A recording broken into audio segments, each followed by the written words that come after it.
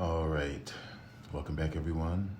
Hello, it's Terry and welcome back to my channel. And today is another edition. This is another edition of An Orchid a Day. Actually, it's two orchids today, two repots of two closely, not related, but they grow similarly and bloom similarly, orchids. First one being Uniflorum, which is one of my favorite dendrobiums. This is actually a red hair dendrobium. I thought it was a black hair dendrobium. Looking a little bad, desiccated now. I had actually found out, first of all, these plants are from many areas, Vietnam and Malaysia, Thailand. They grow epiphytically in rainforests that get pretty much rain year-round, lots of rain from what I've been reading lately. From what I hear, they get a very short rest period of about 4 weeks at the end of winter. But other than that, from pretty much March until November, they should be watered 2 or 3 times a day is what I've been reading, 2 or 3 times a day. And in the wintertime, that goes down to twice a day, if you can believe that. And then there's a period where they don't get any fertilizer and the lessening of water, mostly just misting for about a month. So they are deciduous. They can bloom off of canes that have leaves and deciduous canes. One sign of poor growth is what you see here is yellowing of leaves, which means they're getting too much sun. Although they can take the sun, they do need some shade, especially if they're not getting the water that they need. And so that's probably why these growths are so weak and the leaves are yellowing on this plant, for instance.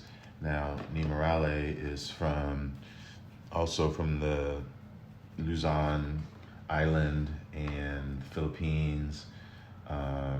It is actually a black hair dendrobium, meaning it's got black streaks on the canes here. This is an evergreen dendrobium, blooms from the nodes in between leaves, and they can get between 1 and 3 flowers. They are not fragrant. These pretty much like water year round, not a resting period. They don't like any sort of a rest. They are epiphytic, and these are definitely in need of a repot. They are just really in sphagnum and a little bit of bark. I am going to repot this in probably this pot, and I'm going to mount this Uniflorum since this likes so much water, and I'll try to up the water, see how that goes on this plant. This is one of the plants, this Uniflorum. Although I love them both, Uniflorum is a plant that will always be on my list regardless. So, and this is a really nice sized plant, so I'm really hoping to save this plant. Like I said, I'm going to mount this one and pot that one back in this pot. And I'll probably just do it for the sake of the camera right in the same pot without even washing it. So I'm gonna have to mount this first to get the pot freed up. And I mean, there's not much to the pot anyway. Media, I don't know, I would not, probably because I like the smell of decomposing matter. And I don't associate that with the smell of mushroom. And so I'm not sure, but the plant has never been repotted in my care. So whether or not the media is still fresh or not, it's due for a change. And I will try and get some of those roots that are kind of stuck together, because I want as much of this as I can get spread out on the mount flat. so that the roots have a large area to grab onto.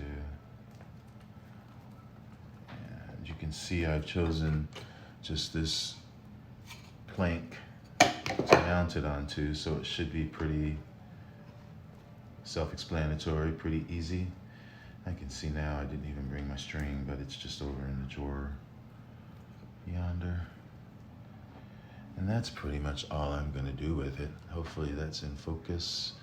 And you can see, really didn't bother turning the light on. There's a new growth here, and this is actually a new growth in here. And so what I will do is I will most likely just mount it as such, since the growths are going out this way and not towards the mount, if that makes any sense. And this one will be going this direction. And then I will just go get the string real quick.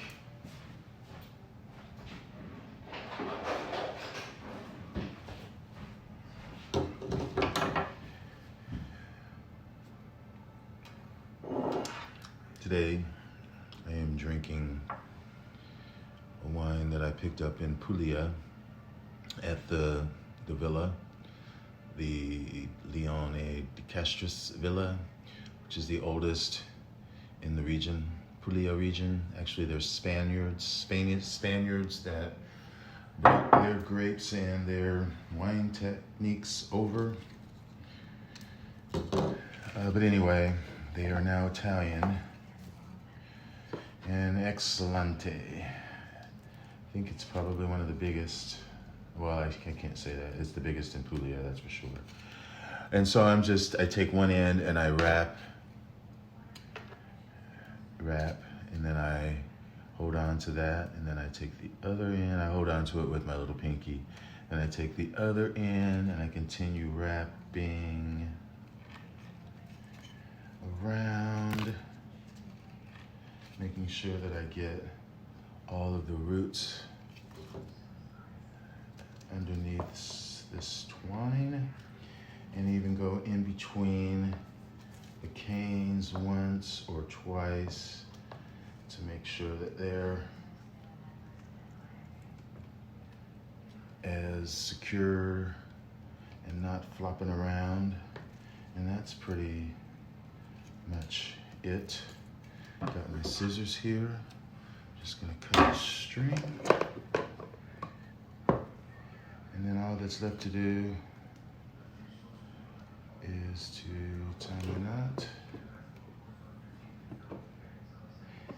Yeah, I was shocked. I had never, I've done research on this species. I've had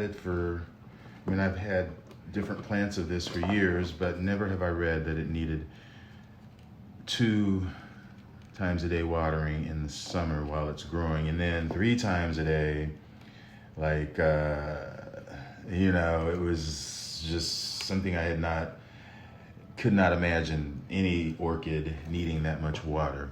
And so that's pretty much, I hope all of that was in frame, because I totally did not pay any attention, but you can see there's still a little bit of the moss there. That's probably gonna be there, it's okay. And the roots are not tied down, it's still loose. All I have to do is put the date on the tag, which is here, and then just put it behind there. So there's this one. And as I said, I was just gonna use this. Actually, this might be too big. I'll see what happens when I get it out of here. But this is just potted up in sphagnum moss. When I got this plant, this NemoRaleigh, I had been fascinated by the flowers for some time, but I really did not know how well that I was going to really like the plant. And I'm so glad that it has managed to survive. Although you can see that it has attempted twice. There's one there, and then there's another one back there.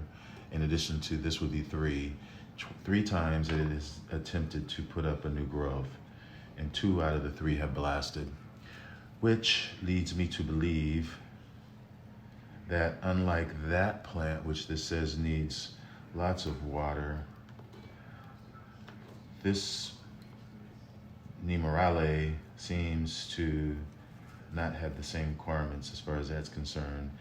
It might actually be one of the dendrobiums that, you know, you need to water sparingly until it reaches, you know, 2 inches or so, 2 to 3 inches, till it's established its roots.